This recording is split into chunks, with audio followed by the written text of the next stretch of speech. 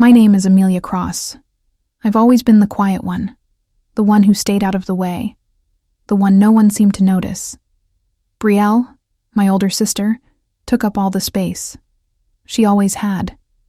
When our parents passed, it wasn't just their world that crumbled. It was mine too. Brielle stepped into their shoes without hesitation, taking control of everything. The house, the estate, the decisions. And me? I was nothing more than a shadow. I was never part of her world, and she made sure I knew it. It wasn't like I ever had the courage to fight for a place. I always stayed on the sidelines, quietly watching. Brielle didn't need to say anything. She didn't have to.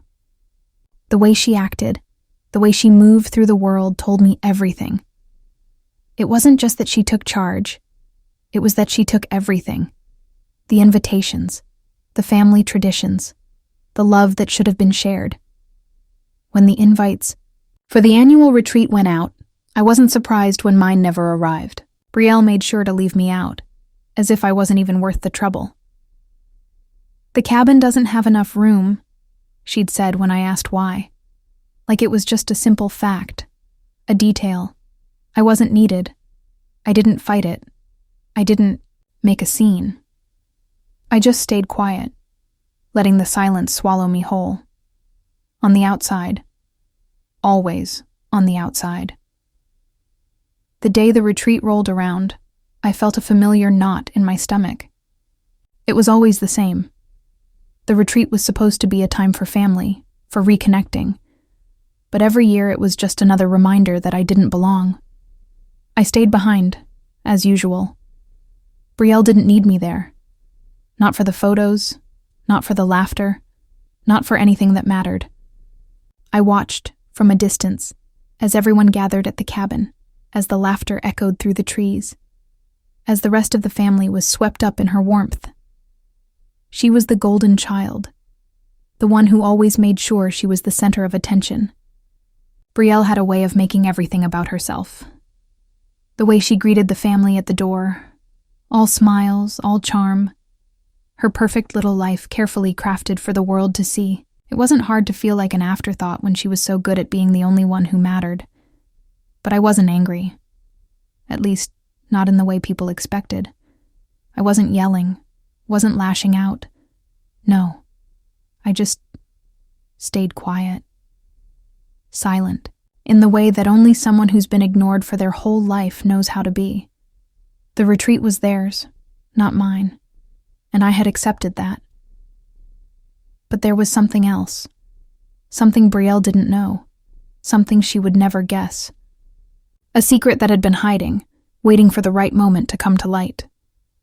The lawyer had been calling me for months.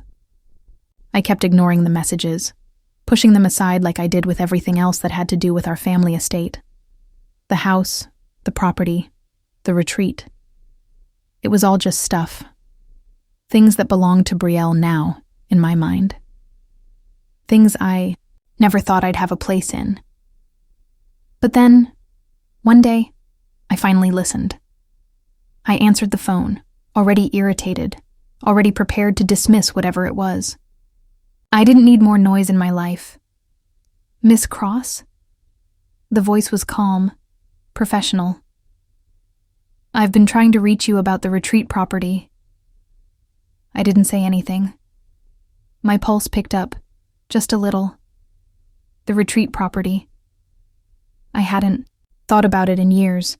It was just something we used to visit together, a memory I had let fade. Brielle had taken it all over, as she did with everything else. "The deed was updated," he continued.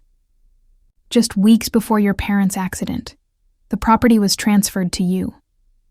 I felt like the ground dropped beneath me. What? I couldn't process it at first. My mind raced, heart pounding. My parents had left me the retreat. They had made sure I would be the one in charge. How could I not have known? The lawyer went on, explaining the details, but I wasn't listening anymore. All I could hear was the echo of those words. "It's yours.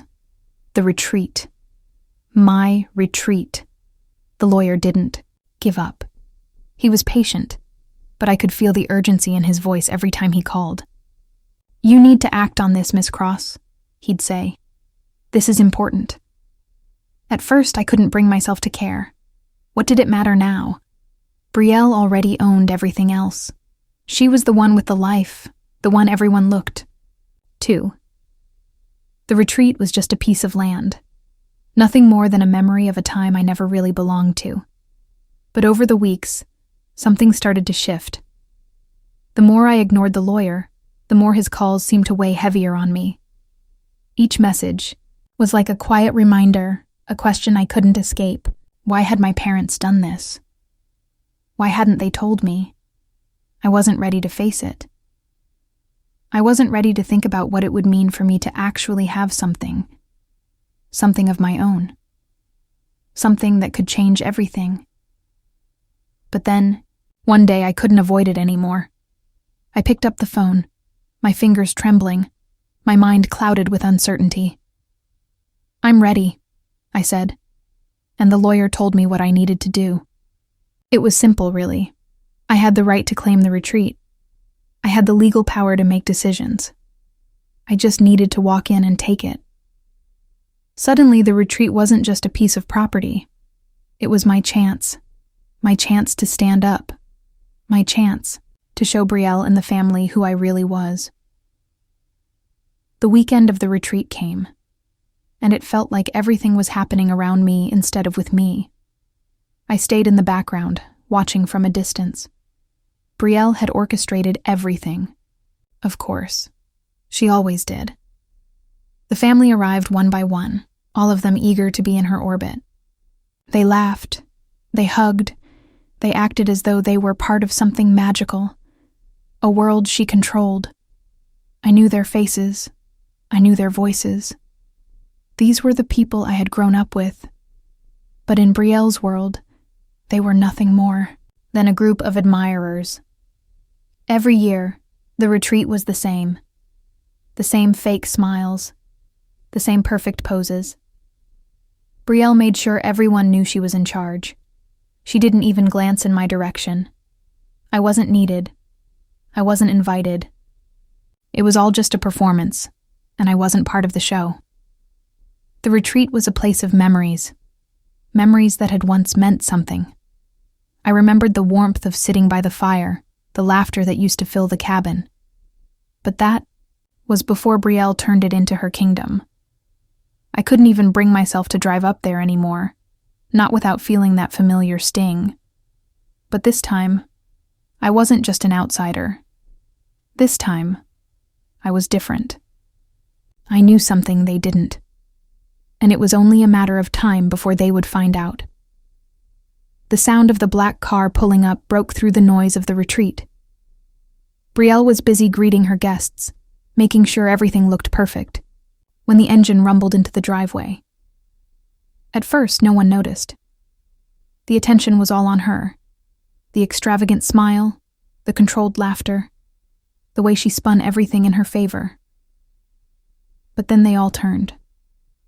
I stepped out of the car, my legs a little unsteady, not from fear, but from something else.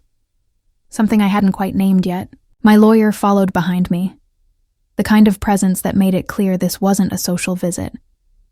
I didn't walk with any special flair. I didn't need to. I simply walked. I had nothing to prove, nothing to hide anymore. The world around me seemed to freeze for just a moment.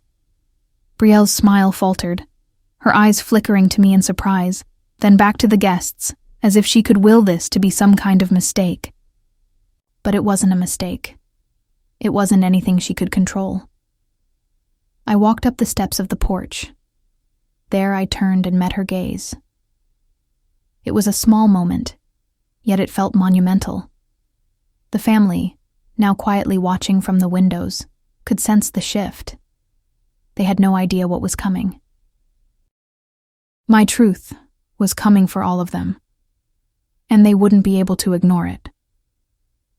The silence that followed felt like a thick fog, heavy and suffocating. I could hear Brielle's breath catch, the way she tried to regain control, the way she masked the shock with her usual polished smile. But it was too late. The truth was already in motion, and it didn't matter how she spun it now. I turned to the property manager, who had been waiting, probably confused about why I had even arrived at. I handed him the deed. It wasn't a big gesture, just a simple transfer of paper that held so much more than ink and signatures. The deed to the property. The deed that had been in my hands all along, quietly hidden under layers of her world. "Here," I said softly, the weight of those words carrying a gravity they couldn't ignore. "These people are trespassing." It wasn't a threat. It wasn't a declaration of war. It was just the truth. A quiet statement that carried with it the undeniable power of ownership, of truth, of a place that belonged to me. My retreat. My legacy. The family began to stir, their voices rising in confusion. Whispers buzzed around the room, bouncing off the walls like shattered glass. Brielle stood frozen on the balcony, her face drained of color, her eyes wide with disbelief. It was a look I had never seen on her before, one that exposed the fragility beneath the mask of control. Amelia Cross had arrived, and Brielle's world was no longer hers to dictate. Brielle didn't move. She just stood there, frozen on the balcony, her fingers gripping the railing as if the world might slip through her hands if she let go. I could see the confusion swirling in her eyes, the disbelief clawing at the corners of her composure. For the first time, Brielle didn't know what to do. She was no longer the one who made the rules, no longer the one who could control the narrative. I watched her, standing there, unable to speak. Her lips trembled, but she couldn't form a single word. It was the look of someone who had always been sure of their place in the world, only to have it all slip away in an instant. The family watched too, their gazes shifting from her to me, from the woman who had been the face of the family to the sister who had been silenced. The air thickened with realization. The empire Brielle had carefully built was crumbling, and it was happening right before their eyes. I didn't gloat. I didn't need to. This wasn't about proving a point. It wasn't about revenge. It was simply about standing in the truth of who I was. Someone who had been ignored, but never truly invisible. As I stood there, waiting for Brielle to say something, anything, I felt a quiet sense of power settle into my bones. This was my moment, and I would take it, with or without her. The room was filled with murmurs, the kind of whispers that always preceded a shift, a change in how things were supposed to be. At first, no one knew what to say. They looked from Brielle to me, unsure, how to process what had just happened. For years, Brielle had been the star of this family, the one who threw the perfect parties, who made sure everyone knew who was in charge. She had mastered the art of being the center of attention, and no one questioned it. They never had to. Brielle's presence was enough to silence any doubts, to drown out anything that might challenge her. But now, the silence in the room wasn't about her. It was about me. And for the first time, the family was starting to see me, really see me.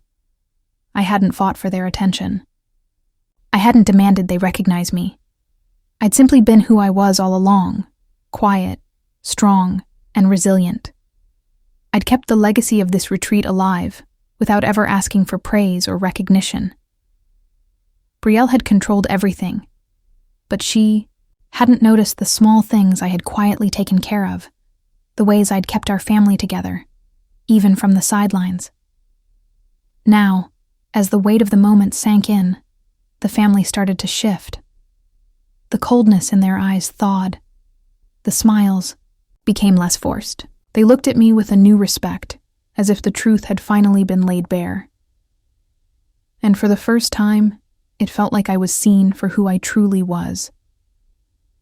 Brielle didn't last long. She couldn't handle it. The masks she wore, the walls she'd built to protect her image, all crumbled with the weight of what I had just revealed. There was no grand exit, no dramatic confrontation. She simply disappeared. I saw her leave, head held high, though the cracks in her facade were clear to anyone paying attention. She didn't say goodbye, didn't make a scene. It was almost as if she knew there was nothing left for her here. The retreat wasn't her stage anymore. As the door closed behind her, a strange sense of calm washed over me. The tension that had followed me all these years, the quiet suffocation of being left out, melted away. This was my space now. And for the first time in as long as I could remember, I wasn't afraid to occupy it. The family, still gathered in, the living room, hesitated for a moment, unsure of what to do next. But then they started to talk. Not to Brielle. To me. They came up one by one, some with apologies, some with awkward smiles, but all with a warmth I had never expected. They didn't need to say much. I didn't need them to say much. As I sat by the fire later that night, the crackling warmth filling the cabin, I finally felt at peace. The quiet strength I had carried all these years had found its place in the world. I wasn't just the sister left behind anymore. I was the one who had held it all together, and for the first time I was finally home.